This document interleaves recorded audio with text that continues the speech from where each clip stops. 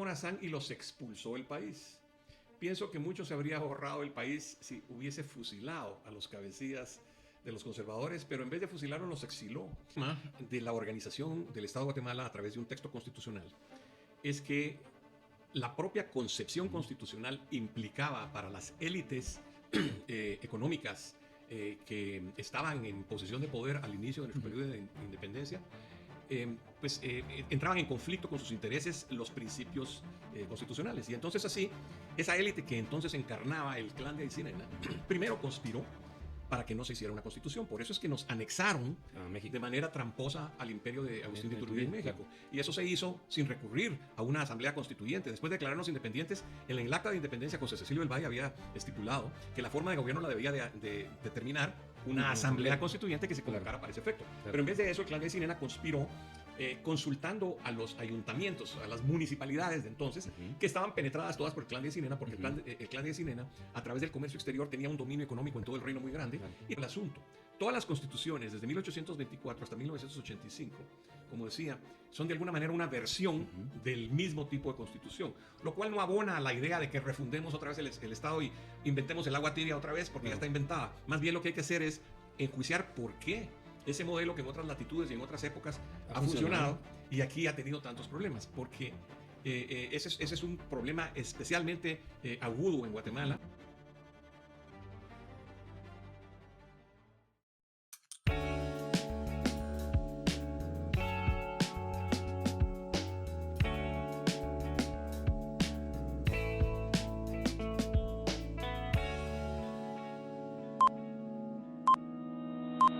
Bienvenidos a Otra Perspectiva Podcast.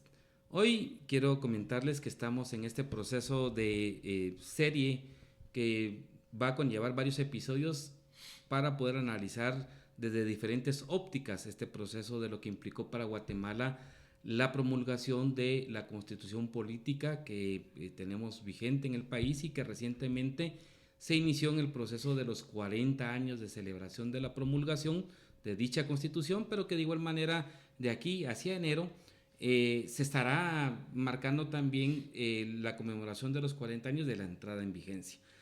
Ya desarrollamos un primer episodio en donde conocimos algunos elementos históricos y políticos por parte de alguien que estuvo en el proceso de elaboración de la Constitución Política, como fue la licenciada Catalina Soberanes, ex constituyente y primera presidenta mujer del Congreso de la República.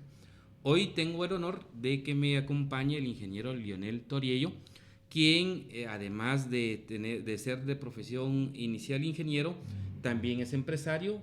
De igual manera ha incursionado en la dinámica también periodística, comentaba como fundador de lo que fue el diario del siglo XXI.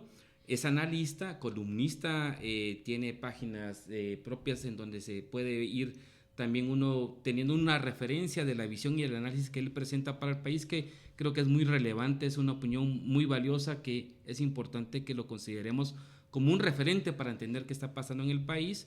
Y aparte de sus actividades empresariales que tiene, consideramos como un actor relevante para poder con él seguir en este análisis del impacto de estos 40 años de nuestra Constitución Política, aprovechando con él la referencia de tener un enfoque sobre qué pensaban las élites con relación al tema del marco constitucional, qué fenómeno también existía alrededor social en cuanto al proceso de lo que fue la formulación de nuestra Constitución Política, pero también qué elementos podemos plantear desde su perspectiva sobre qué ha funcionado, qué no ha funcionado en nuestro texto constitucional y qué desafíos tenemos hacia el futuro.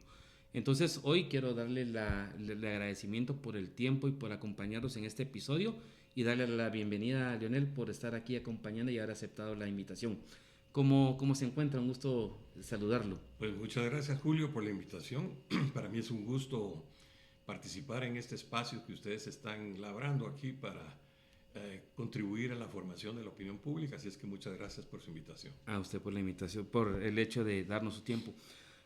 Iniciábamos previo a este episodio, Lionel, comentándole la dinámica de este ejercicio y tener, digamos, diferentes perspectivas de qué fue lo que implicó y qué significó para nuestro país la aprobación de esta Constitución Política que está cumpliendo 40 años.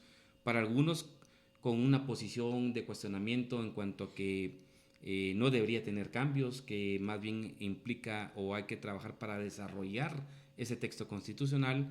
Hay otros que señalan de que no, que es necesario frente a todo este proceso de crisis que hemos ido marcando como país, que es importante que hayan procesos de renovación.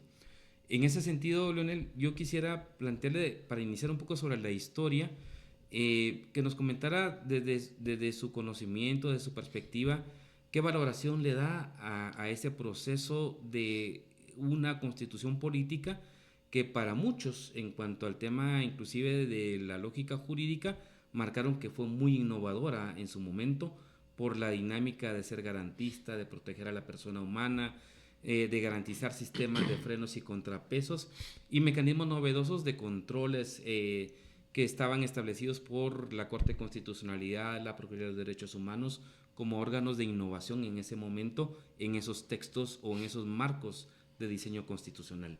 Desde su perspectiva, y yendo un poquito a la historia, ¿qué valoración tiene usted con relación a ese proceso? Bueno, yo creo que es útil empezar una discusión como esta refrescando el concepto de qué es una constitución. La constitución se deriva de la convicción de que es necesario establecer un contrato social, se le llamó en el siglo XVIII, entre los gobernados y sus gobernantes, para asegurarse que el poder de los gobernantes tenga ciertos límites y ciertos encauzamientos que no pueden ser violados. Ese es como que dice la base que sustenta la existencia de estos contratos sociales explícitos, escritos, que son las constituciones. Y de hecho ese concepto del contrato social explícito es un fenómeno que tiene antecedentes históricos en otras latitudes y en otras épocas. Todas las constituciones que ha tenido Guatemala, de una u otra manera, son versiones diferentes, pero que responden a la lógica fundamental de estas constituciones que se desarrollaron en la Europa de la Ilustración en el siglo XVIII, claro, las cuales a su vez tuvieron como antecedente las reflexiones de pensadores de la época clásica, entre ellas fundamentalmente un historiador griego que se llamaba Polibio y que fue contratado por una familia romana, los Escipión, los, digamos, héroes de la guerra de Roma contra Cartago, para educar a sus hijos.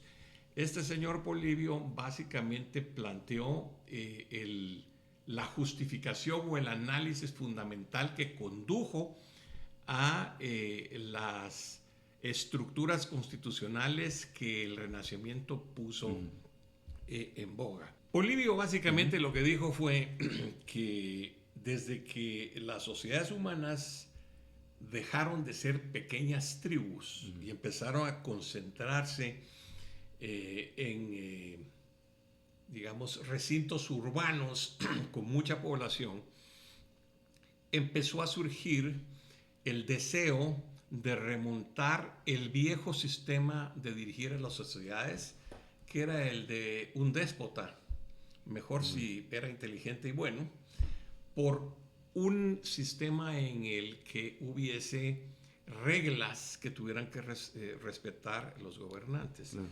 Él decía que esto es un ciclo en el que al principio la inexistencia de esas reglas aceptadas por la comunidad se traduce en la anarquía, que a su vez tiene efectos nocivos en la vida cotidiana, y de ese deseo de salir de la anarquía, del desorden, surge el deseo de tener un monarca, y de ahí viene la monarquía. Claro.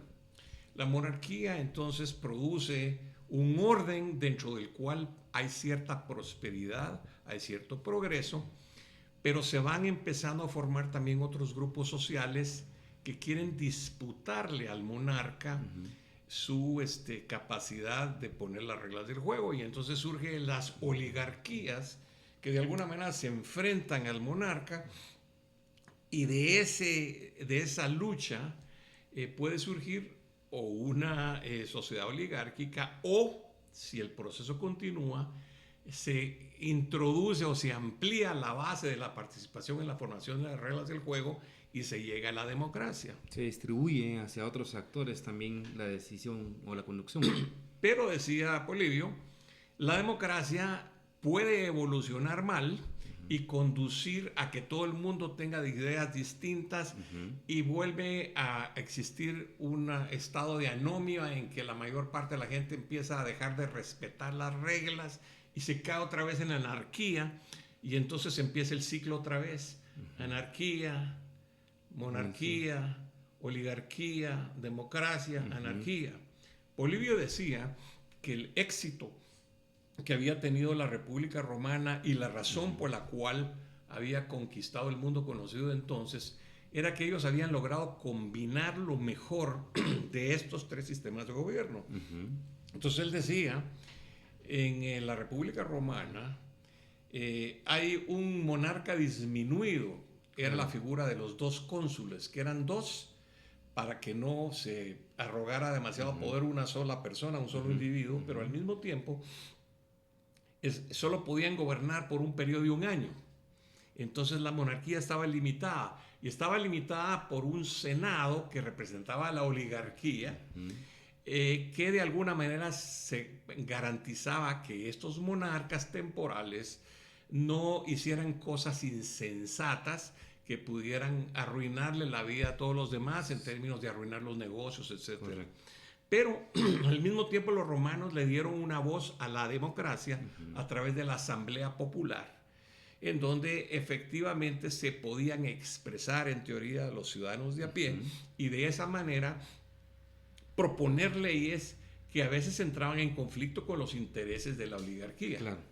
Entonces, al mantener esos tres elementos dentro de una república, el poder se repartía, el sistema funcionaba mejor y en términos generales tenía mayores probabilidades de sobrevivencia y de escapar de ese ciclo que llevaba a las sociedades de la anarquía, a la monarquía, a la oligarquía y otra vez a la democracia y otra vez a la anarquía. Para salir de ese ciclo, decía Polibio, los romanos encontraron la fórmula en la república que combinaba los otros sistemas. Claro.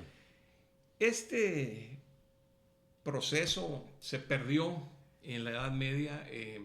Como todos sabemos, la República Romana degeneró eventualmente en otra dictadura, en otra, digamos, monarquía disfrazada, que era el emperador, y eso eventualmente condujo a la quiebra del Imperio Romano y de todo lo que representaba, que fue un, digamos, momento civilizatorio muy importante para la humanidad, en donde se progresó muchísimo y se pusieron las bases filosóficas, institucionales de muchas de las sociedades aún de hoy que tienen como antecedente esas experiencias clásicas.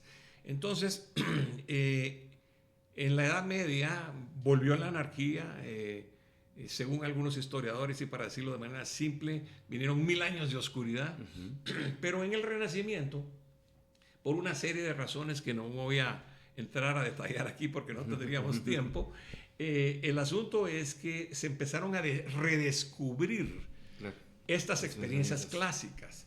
Y entonces, en la Ilustración, que fue un movimiento intelectual en el que se buscaron las raíces de la civilización y se trataron de poner al servicio de una conducción más inteligente de las sociedades modernas, estos pensadores rescataron, entre otras, las ideas de Polibio, y eso condujo finalmente, ya para ir aterrizando, en el pensamiento de los precursores de la Revolución Francesa y de la Revolución Americana, entre los cuales destacan, digamos, fundamentalmente Rousseau, que habló del contrato social, y Montesquieu, que realmente puso la impronta que aún hoy tenemos de la división de los poderes en el gobierno, es decir, tener un organismo ejecutivo, un legislativo y un judicial que pretenden recoger las reflexiones de Polibio y las reflexiones en torno a cómo era necesario en una república exitosa que hubiesen estos balances y que se tomara lo mejor de un sistema de gobierno con otro. Eso constituyó la república. Ese modelo conceptual fue por primera vez puesto en práctica en los Estados Unidos cuando ellos se independizaron de la monarquía inglesa y crearon la primera constitución moderna. La primera constitución moderna de alcance global. Hubo otros experimentos. Y que es un poco en lo que hoy conocemos, como el antecedente propiamente de las constituciones. Pero el punto fundamental es que, y digamos que después de la Revolución Americana se dio la Revolución Francesa, en la que tratando de acomodar estas ideas de la Ilustración con las realidades políticas que había en el continente europeo, que eran diferentes a las del continente americano, crearon esa otra versión, que es la versión parlamentaria, claro, en donde se le da, digamos, un peso simbólico a la figura monárquica como una figura de unidad nacional en las sociedades en donde se implantan. Pero en esencia, digamos que es un modelo que ya sea en su versión parlamentaria o en su versión que usted le llamó presidencialista, es correcto, son esencialmente producto de esas reflexiones que se hicieron durante el Renacimiento y particularmente en la Ilustración. Y ese antecedente es el que ha servido básicamente de modelo en todo el llamado hoy mundo democrático. Las constituciones de Guatemala, decía yo, son todas derivadas de ese modelo conceptual. Son algunas malas copias y otras un poquito mejores copias, pero en términos generales son distintas versiones de ese mismo modelo. En nuestro caso, en la parte orgánica específicamente del modelo de Rousseau y Montesquieu, y particularmente de Montesquieu. En la parte de la Constitución que contiene ya no la estructura del Estado, que es lo que llamamos la parte orgánica, sino en la parte que tiene que ver con, digamos, la filosofía que hay detrás de la organización del Estado, pues digamos que tenemos una influencia un poquito más europea que norteamericana. Eso nos vino a través de la Constitución de Cádiz de 1812 y de alguna manera se introdujo en la primera constitución, la Constitución Federal de 1824 en Centroamérica, y todas las otras constituciones de una u otra manera han reflejado ese mismo tema. Entonces, tuvimos en el caso de Guatemala, con los antecedentes internacionales y en particular en nuestro caso, la Constitución de Bayona en 1808 que le impuso Napoleón a los españoles, la Constitución de 1812 que fue ya una constitución legítima de los que hablamos español y en donde tuvimos diputados. Nosotros mandamos aquí Antonio de la Rozábal, sí, correcto, y todas las provincias centroamericanas mandaron sus diputados. Sí. Los nuestros hicieron un gran papel. Se llevaron instrucciones tanto del Consulado de Comercio como de la Sociedad Económica de Amigos del País. En fin, fue un antecedente importante, pero digamos que ya en la época independiente la primera constitución es la Constitución Federal de 1824, que es en realidad en la parte orgánica una copia de la de Estados Unidos con algunas modificaciones, y en la parte orgánica una parte orgánica inspirada en la Constitución de Cádiz de 1812, y eso era una constitución muy buena. Claro. Creo que inclusive con pequeñas enmiendas habría podido durar hasta hoy. Claro.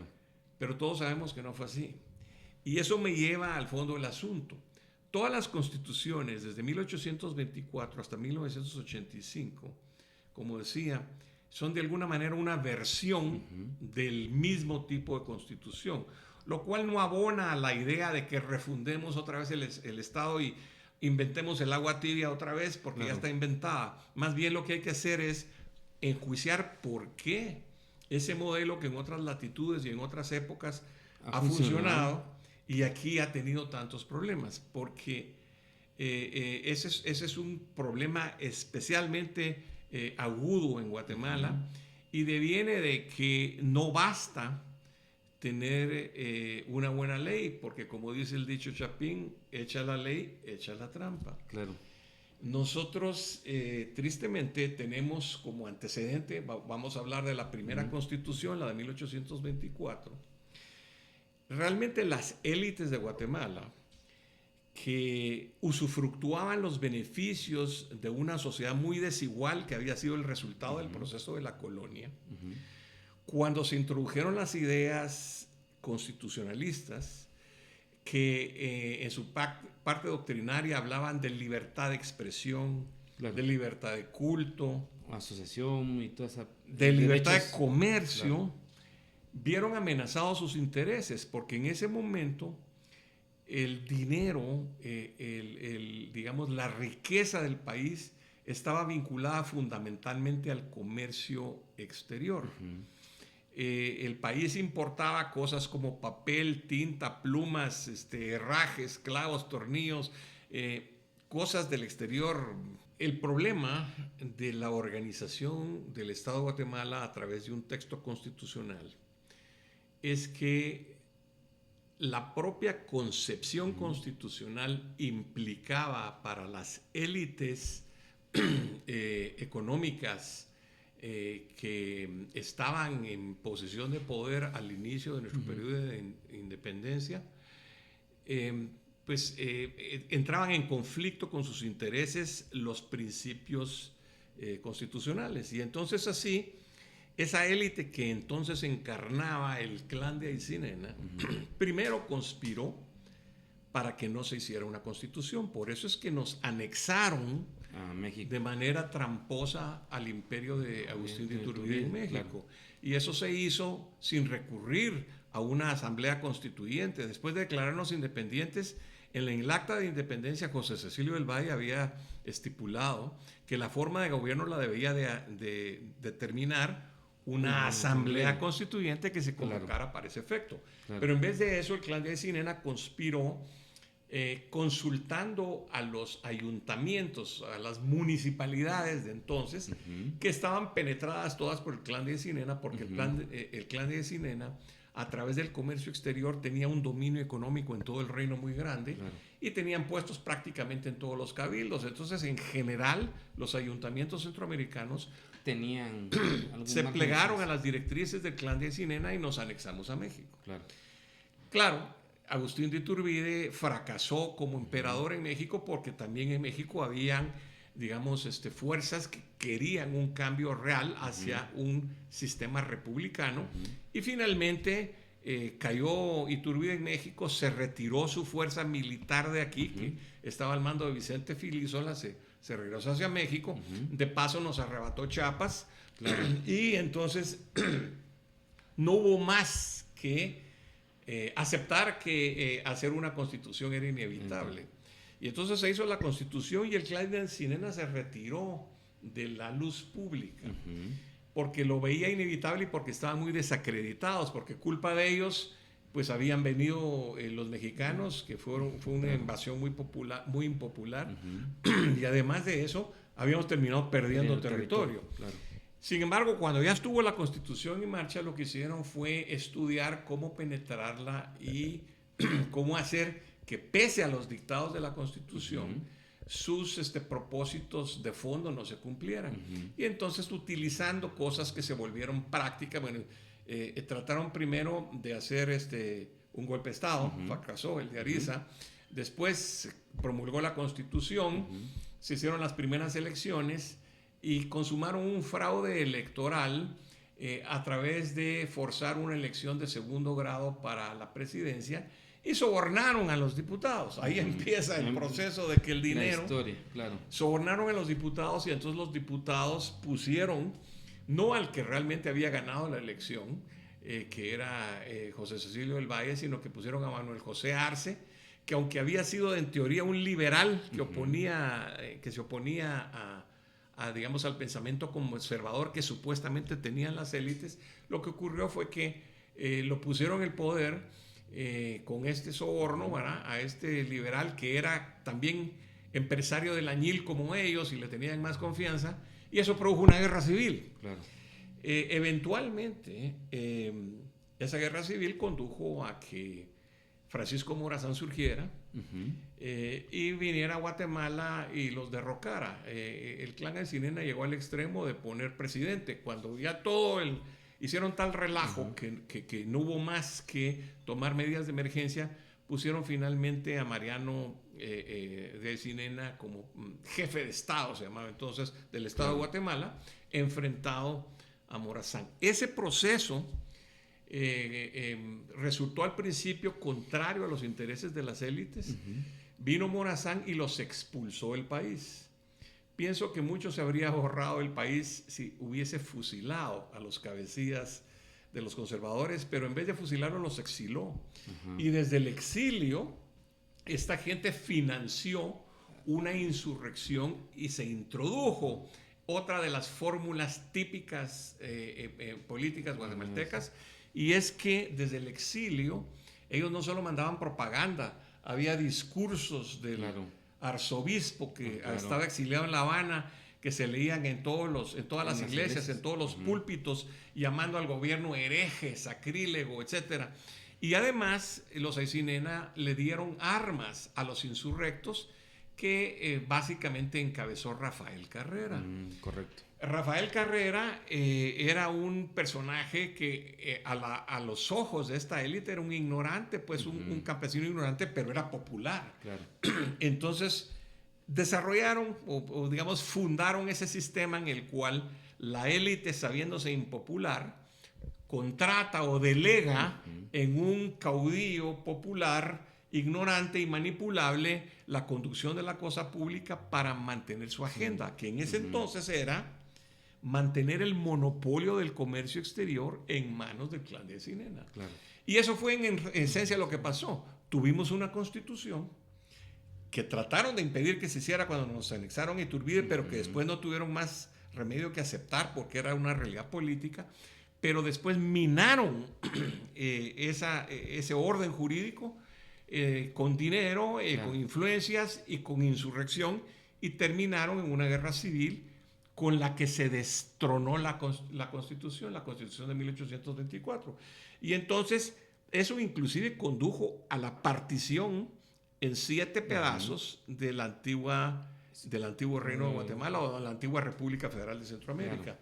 Hoy somos un país empequeñecido porque esa renuencia de la élite a aceptar un sistema republicano real condujo a que nos desintegráramos como nación. Entonces, durante muchos años, durante 50 años después de la declaración de la independencia, vivimos en un país sin constitución. Se hizo ahí una acta constitutiva, pero no era una constitución como tal. Okay. Y era, de facto, terminó siendo lo que yo llamo una monarquía aldeana.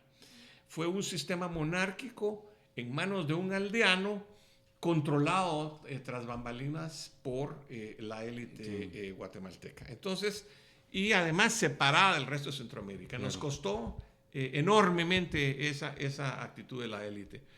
Entonces, sin embargo, las cosas siguen evolucionando, el mundo no se detiene. Esa élite estaba muy vinculada al mercado del añil y no supieron ver con antelación que ese mercado estaba destinado a la quiebra. Claro. Entraron en quiebra. Y además, los rufianes a quienes les habían delegado la conducción de la cosa pública se enriquecieron a la sombra del poder. Y sus hijos se volvieron pequeños empresarios ahora de la grana, ya no del añil.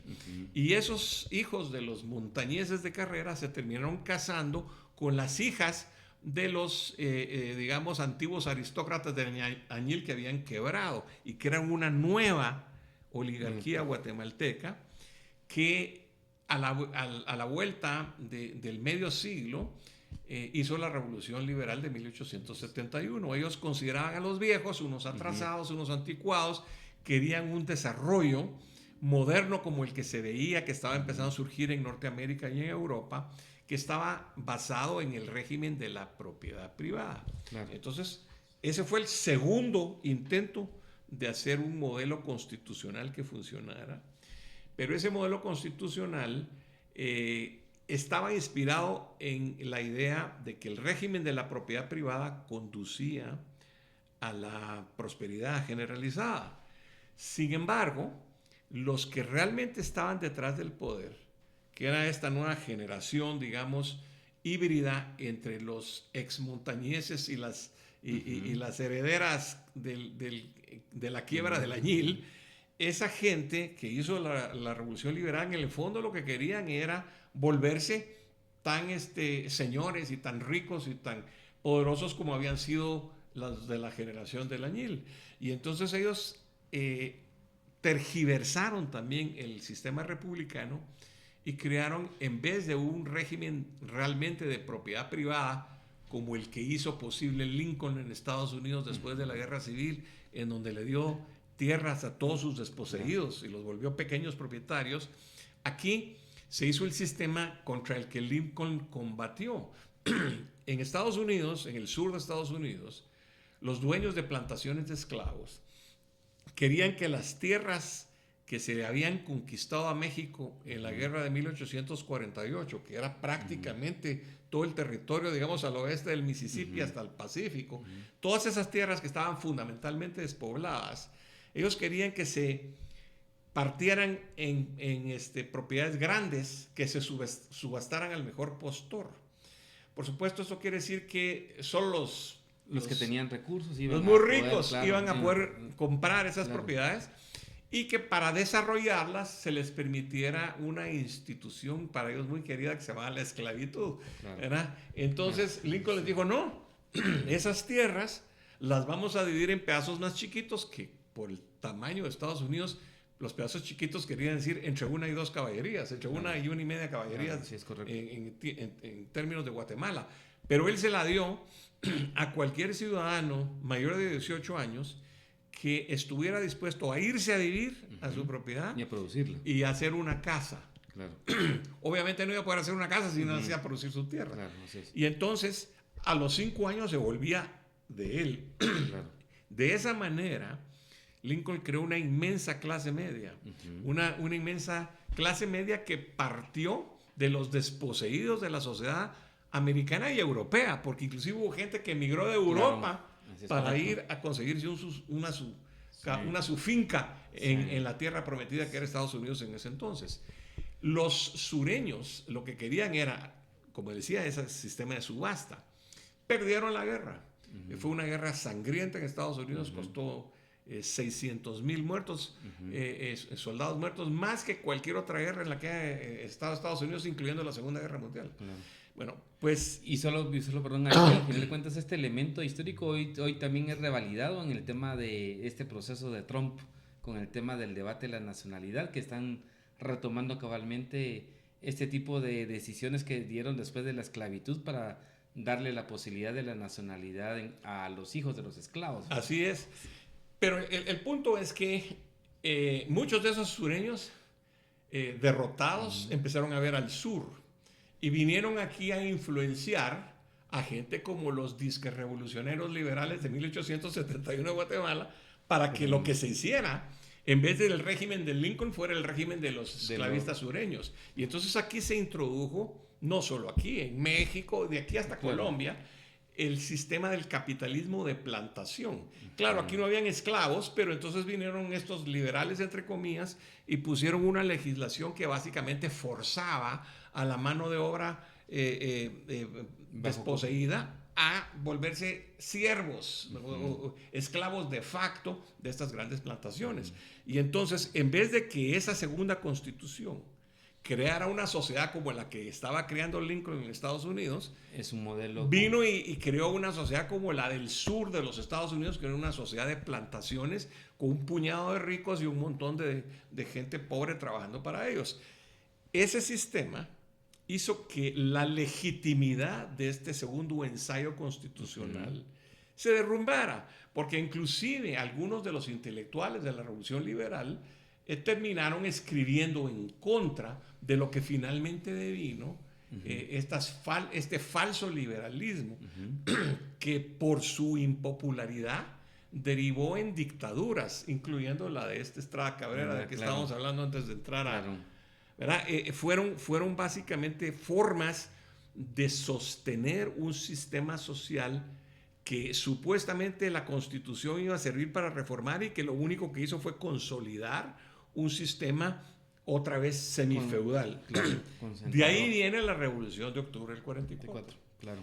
Es decir, ya para 1944, el panorama mundial, la influencia de la propaganda de los norteamericanos contra los regímenes fascistas de Europa, contra Mussolini, contra Hitler, contra el propio Franco, esa propaganda que se hacía, que hacían los Estados Unidos en todo el mundo para justificar su guerra contra Hitler y contra los japoneses, esa propaganda tuvo influencia en las juventudes guatemaltecas y empezaron a ver la similitud que había entre Ubico y Mussolini o entre Ubico y Hitler, ¿verdad? Claro. Y entonces se creó un movimiento que en ese momento inicial fue bien visto o no fue objetado por los Estados Unidos, y entonces de ahí empezó la revolución del 44.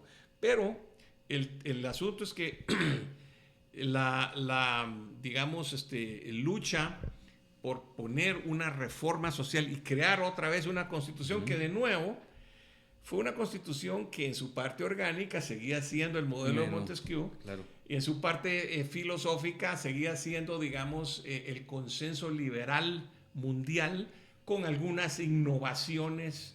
Teníamos la influencia un poco de los matices de la Revolución Mexicana, ¿verdad? Que de una u otra manera también... La propia Revolución Mexicana de 1917 es, digamos, una revisión de la Revolución liberal o de la Constitución Mexicana de tiempos de Porfirio, de tiempos de Benito Juárez.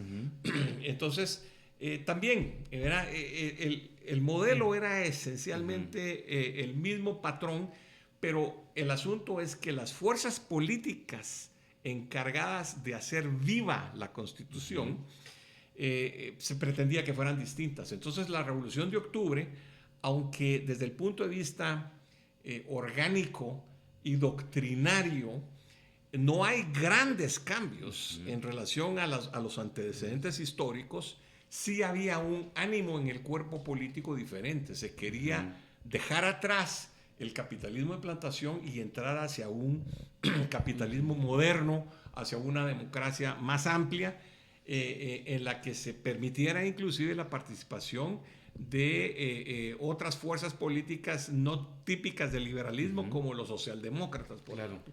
Entonces se hizo la Constitución del 44 de nuevo, que es de nuevo una constitución esencialmente buena, bien hecha. Quizá uno de sus defectos más grandes fue que creó una dualidad en el ejército y creó un jefe de las Fuerzas Armadas con un consejo que se volvió una especie de comité político del ejército, y al mismo tiempo un ministro de la Defensa, y entonces creó ahí la semilla de una discordia que después se manifestó más adelante. Pero el punto es que, de nuevo, pues, hubo un ensayo constitucional que tenía por propósito el crear una auténtica república como la que soñó Polibio, como la que soñó Montesquieu, como la que soñaron los fundadores de Estados Unidos, en fin, como la que se empezó a hacer posible en otras partes del mundo. Pero, de nuevo, las élites aquí, que ya habían, digamos, saboteado la puesta en marcha de la Constitución Federal y la destruyeron, que era una monarquía aldeana, que después se reencarnaron, por decirlo así, en estos liberales que en vez de crear un régimen de propiedad privada sano, crearon el capitalismo de plantación, penetrando las estructuras de poder del gobierno. Pues también cuando vino Arbenz se encontraron con que esto les iba a quitar el poder y les iba a transformar la sociedad. Y contaron en ese momento con un aliado muy importante, y es que uno de los beneficiarios del régimen anterior era la United Fruit Company, que era un monopolio que estaba basado fundamentalmente en el capitalismo de plantación y que era un poder aún mayor que el gobierno. En ese entonces tenían más dinero que el gobierno de Guatemala, tenían conexiones por todo el mundo. Y el gobierno de Arbenz, pues para no detenernos mucho, finalmente entró en conflicto directo con la United Fruit Company, y ellos con sus influencias propiciaron un golpe de Estado auspiciado por la CIA, y ellos interrumpieron el hilo constitucional que venía del 44 en adelante. Aquí hay algo importante que recalcar. En Estados Unidos, este modelo de Lincoln de crear pequeños propietarios había sido ensayado una vez más cuando Estados Unidos ganó la guerra contra el Japón en el Pacífico después de derrotar a Hitler. Derrotaron al Japón y entonces pusieron ahí una especie de procónsul que era el general Douglas MacArthur. Él, con sus asesores, impuso un modelo como el de Lincoln en Taiwán y en Corea del Sur. Japón también, pero Japón ya tenía un propio proceso, entonces no lo voy a incluir para no confundir conceptualmente el asunto, y algunos otros lugares que también se podrían incluir, pero digamos que casos relevantes para Guatemala, Taiwán y Corea del Sur eran tan pobres, tan atrasados y tan desiguales como Guatemala, o más. Claro. Pero impusieron esta fórmula, hicieron una reforma agraria capitalista, crearon pequeños propietarios, introdujeron un constitucionalismo liberal real y esos países se desarrollaron. Sin embargo, caballero MacArthur era visto por la United Fruit Company como un gran peligro. Porque él estaba haciendo eso en el Pacífico, mientras que aquí en América Latina empezaban a haber disturbios. El famoso Bogotazo en Colombia en 1948, que es cuando se rebeló políticamente Fidel Castro. Antes de eso habían habido una serie de huelgas y había un candidato liberal en Colombia que se llamaba Eliezer Gaitán, que prometía hacer reformas profundas, y entonces la United Fruit Company sentía que le iban a, digamos, a afectar sus intereses. Y viendo que MacArthur era un agrarista, ¿verdad? Claro. Entonces se opusieron a que él fuera el siguiente presidente. MacArthur regresó a Estados Unidos y empezó a hacer campaña para ser el candidato del Partido Republicano. La United Fruit Company se metió en el proceso y propuso la candidatura de Eisenhower.